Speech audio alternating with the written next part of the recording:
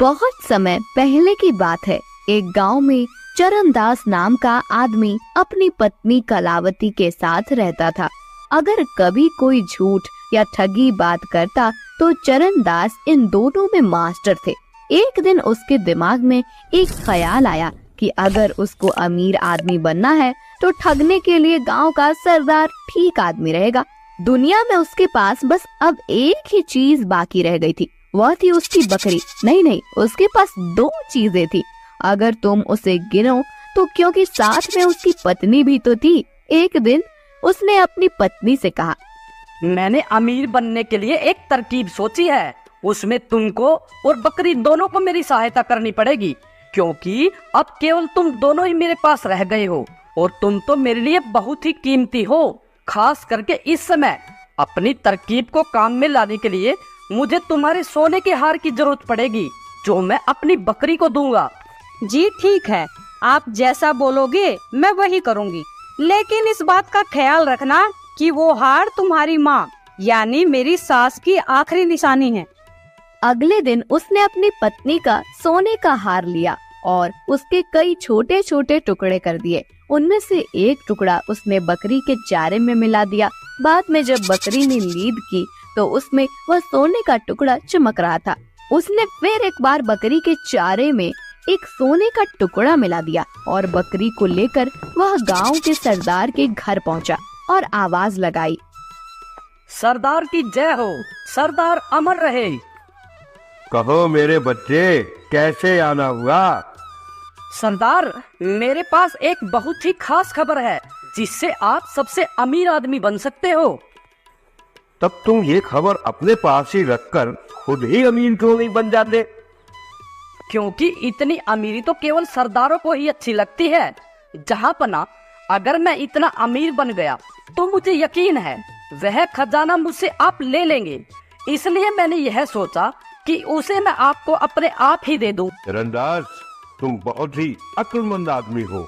बताओ क्या खबर है?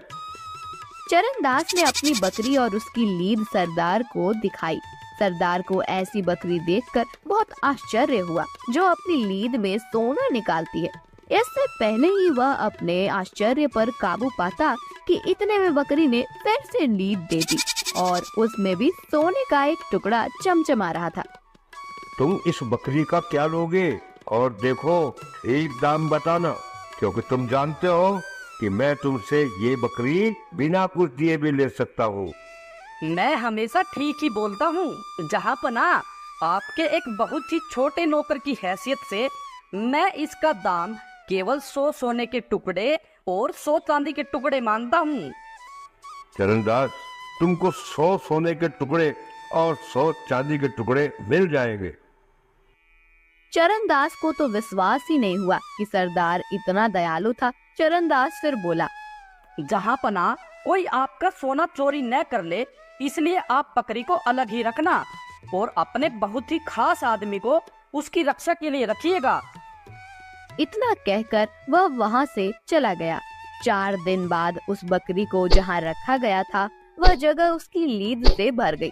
सरदार के नौकरों ने वह पूरी लीद छान मारी पर उनको सोने का एक टुकड़ा भी नहीं मिला। ये देखकर सरदार गुस्से से भर गया और बोला, उस कमीने को मेरे पास जिंदा लेकर आओ और अगर वह न आए तो उसको मार दो और उसका मरा हुआ शरीर देकर आओ ताकि मैं उसको गिद्धों को खाने के लिए फेंक सकूं। चरणदास तो इसके लिए पहले से ही तैयार था, क्योंकि उसको मालूम था कि सरदार उसको बुलाएगा, क्योंकि उस बकरी की लीद में सोना तो निकलना ही नहीं था। उसने अपनी पत्नी को अपना प्लान पहले से ही बता दिया। कलावती, जब हम सरदार के पास जाएंगे, जो कुछ भी मैं तुमसे कहूँ उस हर बात पर बहस करना और उसको काटना। इस तरह हम आपस में लड़ेंगे और वहाँ से आके मैं देख लूंगा। जी ठीक है, आप जैसा बोलोगे मैं वही करूंगी। उसने एक थैली में खून जैसा लाल रंग लिया और अपनी पत्नी के पेट पर बांध दिया। जैसे ही सरदार के आदमी उसके पास आए, उसने अपनी पत्नी को भी साथ लिया और उनके साथ चल दिया। सरदार के घर आकर चरणदास ने सलाम किया और बोला, सरदार की जय हो, सरदार अमर रहे। जहाँ पना आपने मुझे बुलाया। चरणदास, तुमने तो कहा था कि तुम्हारी बकरी अपनी लीद में सोना निकालती है। मैंने उसको तुम्हारे कहे अनुसार 4 दिन तक एक अकेली जगह में रखा, पर मुझे उसकी लीद में सोने का एक टुकड़ा भी नहीं मिला। जहाँपना, पर मैंने तो आपसे यह केवल कहा नहीं था, बल्कि करके भी दिखाया था। उसकी पत्नी बोली, सरदार, इसने आपको धोखा दिया था। बकरी की लीद से कोई सोना वोना नहीं निकलता। चरणदास चिल्लाया। चुप रह झूठी। कलावती ने भी जवाब में कहा, तुम झूठे हो। चरणदास ने गुस्सा होने का बहाना करते हुए अपनी पत्नी को बहुत डांटा। फिर उसने अपना छोटा सा चाकू निकाला, उसके पेट पर लिपटा हुआ वह थैला काट दिया। इससे इस थैले में भरा सारा खून फर्श पर बिखर गया और उसकी पत्नी जमीन पर गिर पड़ी। यह देखकर सरदार चिल्लाया, तुमने अपनी पत्नी को मार दिया? आपने मुझे बुलाया था ना? क्यों बुलाया था? जल्दी बताइए, ताकि मैं अपनी पत्नी को फिर से जिंदा कर सकूं। सरदार ये सब देखकर परेशान था। वह बोला, तुमने अभी अभी एक इतना बड़ा जुर्म किया है और तुम मुझसे पूछ रहे हो कि मैंने तुमको यहाँ क्यों बुलाया? भूल जाओ कि मैंने तुमको यहाँ बुलाया है। तुमने अपनी पत्नी को मारा है। तुमने एक भयानक जुर्म किया है, वह भी मेरी आंखों के सामने। अब तुम उसकी सजा भुगतने के लिए तैयार हो जाओ। चरणदास ने तुरंत ही एक गिलास भरकर पानी मांगा। सरदार ने पानी मंगवा दिया। चरणदास ने उसके ऊपर कुछ शब्द बोले। फिर उसने अपनी गाय की पूंछ का चवर उस पानी में डुबोया और उस पूंछ को 7 बार झटक कर उससे एक आवाज करते हुए वह पानी अपनी पत्नी पर छिड़क दिया। वह बोला, इसका कटा हुआ शरीर ठीक हो जाए और मैं तुझे हुक्म देता हूँ कि तू उठ जा। उसकी पत्नी तुरंत ही उठकर बैठ गई। अब उसका भी कहीं से कटा हुआ नहीं था। गाय की उस पूंछ के चंवर की ताकत को देखकर सरदार ने सोचा कि अगर यह चंवर उसके पास हो तो वह कितना ताकतवर हो जाएगा। वह अपने उन सब मरे हुए लोगों को जिंदा कर सकता है जो मर गए थे। तो वह चरणदास से बोला, मैंने तो कभी ये सोचा भी नहीं था कि मैं अपनी आंखों से ऐसी ताकत देख पाऊंगा। मुझे लगता है कि मैं लीज में सोना निकालने वाली बकरी के बदले यह चंवर लेना ज्यादा पसंद करूंगा। चरणदास, तुम मुझे इसे कितने में बेचोगे? जहाँपना, मुझे यकीन है कि आप जानते हैं यह चंवर इस बकरी से कहीं ज्यादा कीमती है, पर मैं आपको इसे 200 सोने के टुकड़े और 200 चांदी के टुकड़े में दे दूंगा। सरदार ने उस चंवर के दाम चरणदास को दे दिए और वह चंवर उससे ले लिया। एक दिन जब सरदार अपने सलाहकारों के साथ खा पी रहे थे तो उसी समय उसकी एक पत्नी वहां और खाना रखने के लिए आई। तो उसने उन लोगों से कहा, मैं पहले अपनी पत्नी को मार दूंगा और फिर इसे जिंदा करूंगा। तुरंत ही उसने अपनी पत्नी को पकड़कर जमीन पर गिरा दिया और उसका गला काट दिया। उसका एक सलाहकार ये देखकर घबरा गया और चीख पड़ा, सरदार, यह आपने क्या किया? आपने तो उन्हें मार ही दिया। ठीक है, अब हम खाना खाते हैं और पीते हैं। बाद में मैं इसको जल्द ही जिंदा कर दूंगा। पर उसके सलाहकारों को तो चिंता हो रही थी। उन्होंने सरदार को उसे जल्दी ही जिंदा करने को कहा। सरदार ने तब वह चंवर पानी से भरे ग्लास में डुबोया और चरणदास की तरह कुछ शब्द बोले। फिर उसने चंवर को 7 बार हवा में हिलाया और उसका पानी अपनी पत्नी के शरीर पर छिड़क दिया। उसने उसको हुक्म दिया कि वह उठ जाए, पर वह तो वहीं की वहीं पड़ी रही, हिली भी नहीं वहाँ से। उसने वह सब एक बार और दोहराया, पर फिर भी कुछ नहीं हुआ। ये देखकर वह खुद भी डर गया। उसने अपने नौकरों को फिर से चरणदास को लाने के लिए कहा और बोला, अब की बार तो चरणदास को मरना ही पड़ेगा। नौकर चरणदास को सरदार के पास ले आए। इस हरामखोर के हाथ पैर बांधकर डूबने वाली चीज में डाल दो और इसे नदी के सबसे गहरे हिस्से में फेंक दो। उन आदमियों ने चरणदास के हाथ बांधे और एक चमड़े के थैले में डालकर उस थैले का मुंह रस्सी से बांध दिया। फिर वे उसे फेंकने के लिए नदी की ओर चल पड़े। वे सुबह से लेकर शाम तक चलते रहे। अब उनको लघु शंका के लिए जाना था, तो वह थैला उन्होंने सड़क के किनारे रख दिया और एक झाड़ी की तरफ चले गए। इससे पहले कि वे वहां से लौट कर आते, एक व्यापारी अपने गधे पर चढ़कर वहाँ से गुजर रहा था। चरणदास को कुछ आवाज आई तो वह थैले में से बोला, मेहरबानी करके कोई मेरी मदद करो, मुझे सोना चांदी नहीं चाहिए। सरदार अपनी जिंदगी बचाने के लिए मुझे अपना खजाना देना चाहता है, पर मुझे उसका कोई खजाना वजाना नहीं चाहिए। मैं गरीब ही ठीक हूँ। तुम पागल हो गए हो क्या? अरे हर आदमी अमीर होना चाहता है और तुम कह रहे हो कि तुम गरीब ही ठीक हो। हाँ, मैं ठीक कह रहा हूँ।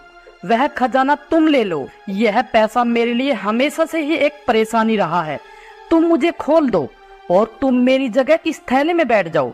मुझे वह खजाना नहीं चाहिए, वह खजाना तुम ले लो। उस आदमी ने तुरंत ही वह थैला खोला, चरणदास को बाहर निकाला और खुद उस थैले में बंद हो गया। चरणदास उस आदमी के गधे पर बैठकर वहाँ से चला गया। कुछ ही देर में सरदार के आदमी लघु शंका से वापस आ गए। उन्होंने वह थैला उठाया और उसे उठाकर चल दिए। उनमें से एक बोला, आखिर चरणदास, तुम हमारे हाथ लग ही गए। अब तुम किसी को धोखा नहीं दे पाओगे। हम तुम्हें अब नदी में फेंक देंगे। वो आदमी ये बातें सुनकर थैले में से चिल्लाया, नहीं नहीं, मैं चरणदास नहीं हूँ, मैं हूँ, मुझे खोल दो। हाँ हाँ, वह तुम ही हो, वह तुम ही हो। ये कहकर उन्होंने उस थैले को नदी में फेंक दिया और सरदार के पास लौट गए। पर इससे पहले कि सरदार के नौकर उसको सारी खबर बताते कि चरणदास गधे पर सवार होकर वहाँ आ पहुँचा। सरदार तो उसको देखकर कुछ बोल ही नहीं सका। चरणदास सरदार से बोला, सरदार सरदार, आपके पुरखों ने आशीर्वाद भेजा है। अच्छा हो अगर आप भी उनसे मिलने वहाँ चले जाए। वे आपको बहुत याद करते हैं। वहाँ सोना और चांदी टनों में है। वे चाहते हैं कि आप खुद वहाँ जाकर वह सोना चांदी ले आए। आपको वहाँ जरूर जाना चाहिए जहाँ मैं गया था। जब तक आप वहाँ से लौटकर नहीं आते तब तक मैं यहाँ रहता हूँ। यह सुनकर सरदार ने अपने गांव वालों को बुलाया और उनसे कहा, चरणदास ने मेरे पुरखों को देखा है, मैं भी उनको देखने जाना चाहता हूँ। जब तक मैं उनके दर्शन करके नहीं आता तब तक यह चरणदास ही तुम्हारा सरदार रहेगा। चरणदास ने सरदार के नौकरों से सरदार को वैसे ही चमड़े के थैले में बांधकर नदी के सबसे गहरे हिस्से में फेंक देने के लिए कह दिया। सरदार के आदमी सरदार को थैले में बांधकर नदी पर ले गए और उसको नदी में फेंक दिया। चरणदास ने उस गांव पर कई सालों तक राज किया और जब सरदार वापस नहीं आया तो वह उस गांव का असली सरदार बन गया। इस तरह से गांव का वह ठग गांव का असली सरदार बन गया। बहुत समय पहले की बात है। नानपुर नामक एक छोटे से गांव में प्रकाश नाम का एक आदमी अपनी पत्नी चंपा के साथ रहता था। उनकी माता पहले ही मर चुकी थी। इसी साल पिता का भी देहांत हो गया।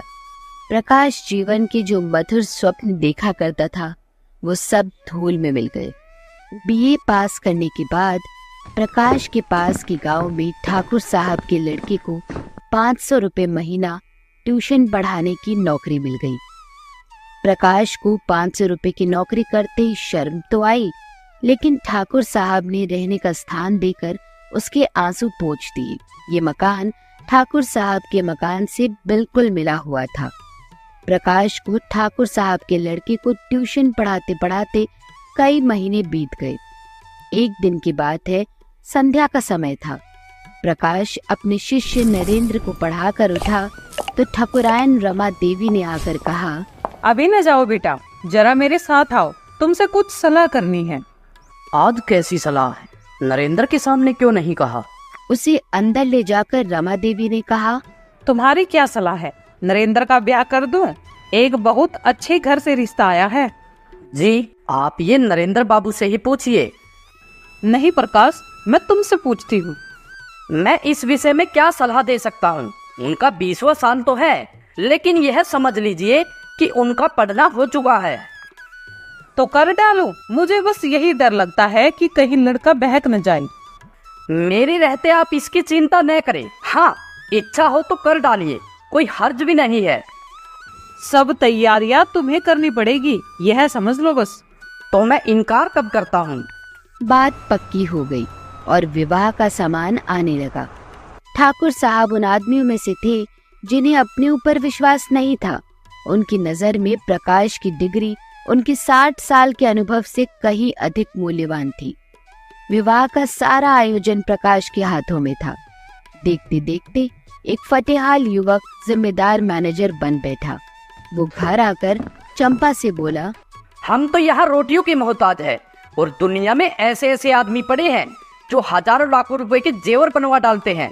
ठाकुर साहब ने आज बहू के चढ़ावे के लिए 5,000 रुपए के जेवर खरीदे। ऐसी ऐसी चीजें कि देखकर आंखें ठंडी हो जाए। चंपा ईर्ष्या जनित विराग से बोली, हमें क्या करना है, जिन्हें ईश्वर ने दिया है वे पहने। यहाँ तो रो रो कर मरने के लिए ही पैदा हुए हैं। इन्हीं लोगों की मौज है, न कमाना न धमाना। बाप दादा छोड़ गए, मजे से खाते हैं और चैन करते हैं। इसलिए कहता हूँ ईश्वर बड़ा अन्यायी है। अपना अपना कर्म है, इसमें ईश्वर का क्या दोष है। तुम्हारे बाप दादा छोड़ गए होते तो तुम भी मौज करते। यहाँ तो रोटियां चलनी भी मुश्किल है, गहने कपड़े को कौन रोए। और न ही इस जिंदगी में कोई ऐसी आशा है, कोई ढंग की साड़ी भी नहीं है कि किसी भले आदमी के घर जाऊं तो पहन लो। मैं तो इसी सोच में हूँ कि ठुकराइन के यहाँ ब्याह में कैसे जाऊं। सोचती हूँ बीमार पड़ जाऊं तो जान बच्चे। ये कहते कहते उसकी आंखें भर आई। प्रकाश ने तसल्ली दी, साड़ी तो तुम्हारे लिए जरूर लाऊंगा। अब क्या इतना भी नहीं कर सकूंगा। मुसीबत के दिन क्या सदा बने रहेंगे। जिंदा रहा तो एक दिन तुम सिर से पांव तक जेवरों से लदी होगी। चलो, ऐसी मन की मिठाई मैं नहीं खाती। गुजारा हो जाए बस यही बहुत है, मुझे गहने की जरूरत नहीं है। प्रकाश को चंपा की बातें सुनकर लज्जा महसूस हुई। रात को दोनों भोजन करके लेटे तो प्रकाश ने फिर गहनों की बात छेड़ी। गहने उसकी आंखों में बसे हुए थे। इस शहर में इतने अच्छे गहने बनते हैं, मुझे तो इसका पता भी नहीं था। कोई और बात करो, गहनों की बात सुनकर जी जलता है। गहनों से क्या सुंदरता बढ़ जाती है। मैंने तो ऐसी बहुत सी औरत देखी है जो गहने पहनकर बहुत भद्दी दिखती है। ठाकुर साहब भी मतलब के यार है। यह भी नहीं कहते कि इसमें से कोई चीज चंपा के लिए भी ले जाओ। तुम भी कैसी बच्चों जैसी बातें करते हो। मैंने तो कोई ऐसा उदार आदमी नहीं देखा जो अपनी बहू के गहने किसी गैर को दे दी। मैं गैर नहीं हूँ चंपा, हम एक ही मकान में रहते हैं। मैं उनके लड़के को पढ़ाता हूँ और शादी का सारा इंतजाम कर रहा हूँ। अगर 100-200 रुपए की कोई चीज दे देते तो वह बेकार नहीं जाती, मगर धनवानों का दिल धन के भार से दबकर सिकुड़ जाता है। उनमें उदारता के लिए स्थान ही नहीं रहता। रात के 12 बज गई हैं, फिर भी प्रकाश को नींद नहीं आती। बार बार वही चमकीले गहने आंखों के सामने आ जाते हैं। सहसा प्रकाश चारपाई से उठ खड़ा हुआ। उसे चंपा का आभूषणहीन अंग देखकर दया आई। वो सोचने लगा, यही तो खाने पहनने की उम्र है और इसी उम्र में इस बेचारी को हर एक चीज के लिए तरसना पड़ रहा है। वो दबे पांव कमरे से बाहर निकलकर छत पर आया। उसकी छत ठाकुर साहब की छत से मिलती हुई थी। वो दबे पांव नीचे आ गया। घर में बिल्कुल सन्नाटा था। प्रकाश ने चाबी लेकर ताला खोल दिया, क्योंकि उसे घर की सभी चाबियों का पता था, और गहनों से भरी संदूकची लेकर सीधा अपने घर आ गया। अगले दिन जब सुबह हुई तो प्रकाश सो रहा था। चंपा ने उसे जगाते हुए कहा, बड़ा गजब हो गया, रात को ठाकुर साहब के घर चोरी हो गई। चोर गहने की संदूकची उठा ले गया। किसी ने पकड़ा नहीं चोर को? किसी को खबर भी हो? वह संदूकची ले गया जिसने ब्याह में गहने रखे थे। न जाने कैसे कुंजी उड़ा ली और न जाने कैसे उसे मालूम हुआ कि इस संदूक में संदूकची रखी है। चंपा, तुम जाकर उन लोगों को तसल्ली तो दो। ठकुराइन बेचारी रो रही थी, तुम्हारा नाम ले लेकर कहती थी कि बेचारा महीनों इतने गहनों के लिए दौड़ा, एक एक चीज अपने सामने जचवाई, और चोर ने उसकी सारी मेहनत पर पानी फेर दिया। प्रकाश चटपट उठ बैठा और घबराता हुआ सा जाकर ठकुराइन से बोला, यह तो बड़ा अनर्थ हो गया माताजी, मुझे तो अभी अभी चंपा ने बताया है। ठाकुर साहब सिर पर हाथ रखे बैठे हुए थे। बोले, कहीं सेंध नहीं, कोई ताला नहीं टूटा, किसी दरवाजे की चुल नहीं उतरी। मुझे तो समझ में नहीं आता कि चोर आया किधर से। ठकुराइन ने रोकर कहा। मैं तो लुट गई भैया, ब्याह सिर पर खड़ा है, कैसे क्या होगा भगवान। तुमने भाग दौड़ की थी, तब कहीं जाकर ये चीजें आई थी। ठाकुर साहब, मुझे तो किसी नौकर की शरारत मालूम होती है। ठकुराइन ने विरोध किया। अरे नहीं भैया, नौकरों में ऐसा कोई नहीं। 10-10 हजार रुपये यूं ही ऊपर रखे रहते थे, कभी एक पाई भी नहीं गई। अरे तुम क्या जानो, आदमी का मन कितनी जल्दी बदल जाता है। जिसने अब तक चोरी नहीं की वह कभी चोरी नहीं करेगा। मैं पुलिस में रिपोर्ट करूंगा और एक एक नौकर की तलाशी कराऊंगा। जब पुलिस के जूते पड़ेंगे तो आप ही कबूलेंगे। प्रकाश ने पुलिस का घर में आना खतरनाक समझा। कहीं उन्हीं के घर में तलाशी ले तो अनर्थ ही हो जाए। ठाकुर साहब, पुलिस में रिपोर्ट करना और तहकीकात कराना व्यर्थ है। पुलिस माल तो बरामद नहीं कर सकेगी। हाँ, नौकरों को मारपीट भले ही लेगी। मेरी तो सलाह है कि एक एक नौकर को एकांत में बुलाकर पूछा जाए। तुम भी क्या बच्चों जैसी बात करते हो प्रकाश बाबू। भला चोरी करने वाला अपने आप कैसे कबूलेगा। लेकिन ठाकुर साहब, कुछ न कुछ तो करना ही पड़ेगा। कोई फायदा नहीं है। हाँ, अगर कोई खुफिया पुलिस हो जो चुपके से पता लगा सके तो माल निकल भी आए, लेकिन यहाँ ऐसी पुलिस कहाँ है। आप बैठे रहिए ठाकुर साहब, लेकिन मैं बैठने वाला नहीं हूँ। मैं इन्हीं नौकरों के सामने चोर का नाम उगलवाऊंगा। नौकरों पर मुझे पूरा विश्वास है। किसी का नाम निकल भी आए तो मुझे संदेह ही रहेगा। किसी बाहर के आदमी का काम है, चाहे जिधर से आया हो। प्रकाश, जरा अपने कमरे पर तो देखो, शायद कुछ निशान मिले। कल दरवाजा तो खुला नहीं रह गया। प्रकाश का दिल धड़कने लगा। वो बोला, ठाकुर साहब, मैं तो 10 बजे दरवाजा बंद कर लेता हूँ। हाँ, कोई पहले से मौका पाकर चला गया हो और वहाँ छिपकर बैठ गया हो तो बात दूसरी है। तीनों आदमी छत पर गए तो बीच की मुंडेर पर किसी के पाँव की रगड़ के निशान दिखाई दिए। जहाँ पर प्रकाश का पाँव पड़ा था वहाँ का चूना लग जाने के कारण छत पर पाँव का निशान पड़ गया था। ठाकुर साहब सिर झुकाए खड़े थे, संकोच के मारे कुछ कह नहीं सकते थे। प्रकाश ने उनके मन की बात खोल दी। इससे तो स्पष्ट होता है कि चोर मेरे घर से ही आया। अब तो कोई संदेह ही नहीं रहा। हाँ, मैं भी यही समझता हूँ, लेकिन इतना पता लग जाने से क्या हुआ। माल तो जाना था सो चला गया। अब चलो, आराम से बैठो। ठाकुर साहब, मैं आज ही यह घर छोड़ दूंगा। क्यों प्रकाश बाबू, इसमें तुम्हारा क्या दोष है। आप चाहे कुछ भी कहो, लेकिन मैं समझता हूँ मेरे सर बड़ा भारी अपराध लग गया है। चोरों ने रास्ता देख लिया है। संभव है 2-4 दिन में फिर आ घुसे। मुझे बहुत जल्द ये घर छोड़ना पड़ेगा। मेरी गलती से चोरी हुई है, उसका मुझे प्रायश्चित करना ही पड़ेगा। इतना बोलकर प्रकाश वहाँ से चला जाता है। चोर उधर से आया, यह बात उसे लग गई। कहीं यह चोर को पकड़ पावे तो पच्चा खा जाए। देख लेना, कभी न कभी माल बरामद करेगा। प्रकाश अब इस घर में कभी नहीं रुकेगा, तुम चाहे कितना भी समझाओ। प्रकाश ने उसी दिन वो घर छोड़ दिया। प्रकाश और चंपा के बीच में कोई पर्दा नहीं था, मगर अब प्रकाश का एक संदूक हमेशा बंद रहता। उसकी कुंजी कहाँ है, इसका चंपा को भी पता नहीं था। वो पूछती, प्रकाश, इस संदूक में क्या है? और इसकी चाबी भी नहीं है। कुछ नहीं चंपा, पुरानी किताबें मारी मारी फिरती थी, उठाकर संदूक में बंद कर दी। और क्या? एक दिन पड़ोस में चोरी हो गई। उस दिन से प्रकाश उसी कमरे में ही सोने लगा जहाँ वो गहने रखे हुए थे। चंपा ने कई बार प्रकाश को अपने कमरे में सोने के लिए कहा। चोरी ऐसों की यहाँ नहीं होती। चोर घर में कुछ देखकर ही अपनी जान खतरे में डालता है। यहाँ क्या रखा है? अरे कुछ नहीं है, बर्तन भांडे तो हैं। गरीब के लिए वही बहुत है। एक दिन चंपा ने कमरे में झाड़ू लगाई तो संदूक को खिसका कर दूसरी तरफ रख दिया। प्रकाश ने संदूक का स्थान बदला हुआ पाया। चंपा, ये संदूक तुमने हटाया? झाड़ू लगाते वक्त इधर उधर खिसक ही जाती है। अगर मैंने इसे हटा दिया तो इसमें पूछने की क्या बात है? कुछ नहीं चंपा, मैंने तो बस यूं ही पूछ लिया था। चंपा को संदेह हो गया। एक दिन एक कुंजियों का गुच्छा बेचने वाला आया तो चंपा ने उस ताले की कुंजी ले ली और संदूक खोल डाली। यह गहने कहाँ से आई? प्रकाश ने तो मुझे कभी इसकी चर्चा नहीं की। कहीं ये ठाकुर साहब की गहने तो नहीं है? उसे अब कोई संदेह न रहा। लेकिन लज्जा और खेद से उसका सर झुक गया। वो सोचने लगी, इनकी इतनी हिम्मत पड़ी कैसे? यह दुर्भावना इसके मन में आई ही क्यों? मैंने तो कभी गहनों के लिए नहीं बोला। अगर बोला भी होता तो क्या इसका मतलब यह होता कि वह चोरी करके लाए? उस दिन से चंपा कुछ उदास रहने लगी। कई महीने गुजर गए। शहर के एक बैंक में असिस्टेंट मैनेजर की जगह खाली हुई। प्रकाश ने अर्थशास्त्र पढ़ा था, लेकिन शर्त ये थी कि नकद 10,000 की जमानत दाखिल की जाए।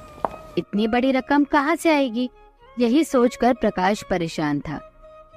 एक दिन ठाकुर साहब से इस विषय में बात चल पड़ी तो ठाकुर साहब ने कहा, प्रकाश बाबू, तुम क्यों नहीं दरख्वास्त भेजते? ठाकुर साहब 10,000 की नगद जमानत मांगते हैं। मेरे पास इतने रुपये कहाँ हैं? प्रकाश, तुम दरख्वास्त तो दो। अगर सारी बातें तय हो जाए तो जमानत भी दे दी जाएगी। इसमें चिंता करने की क्या बात है? ठाकुर साहब, आप जमानत दे देंगे? हाँ हाँ, यह कौन सी बड़ी बात है? उसने घर आकर चंपा को ये खुशखबरी सुनाई।